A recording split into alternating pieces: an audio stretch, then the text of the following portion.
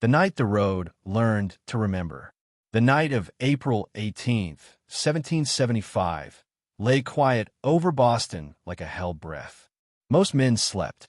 Some prayed. A few listened.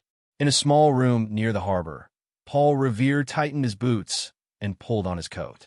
He was not a soldier by trade. He was a silversmith, a father, a man who knew the streets and backroads of Massachusetts the way a farmer knows his fields.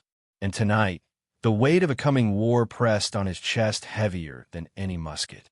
Across the dark water, 2 lanterns burned in the old North Church tower. Silent flames, speaking a language every patriot understood. British troops were moving. By land, Revere slipped into the saddle and pushed into the cold. Hoof struck dirt. Wind cut his face. Each mile carried danger. British patrols lurked along the road, shadows armed with law and steel. Once he nearly lost them, ducking through fields, leaping fences, breath burning in his lungs. But the warning mattered more than the man. Village by village, door by door, Revere rode. The regulars are coming out. Not shouting, not boasting, just truth, delivered like a spark tossed into dry tinder. Lamps flickered on. Fathers reached for muskets. Mothers pulled children close. The countryside woke, not in panic but resolve. By the time the British reached Lexington Green, they found not a sleeping town, but a line of ordinary men standing in the morning chill. Farmers, blacksmiths, shopkeepers. No uniforms, no grand speeches, just ground they refused to yield. A shot cracked the dawn. No one knows who fired it, but the sound tore through history. At Concord, the resistance held. At the North Bridge, the world shifted. The empire learned a lesson it would never forget, that an idea, once awakened, cannot be marched back in his silence.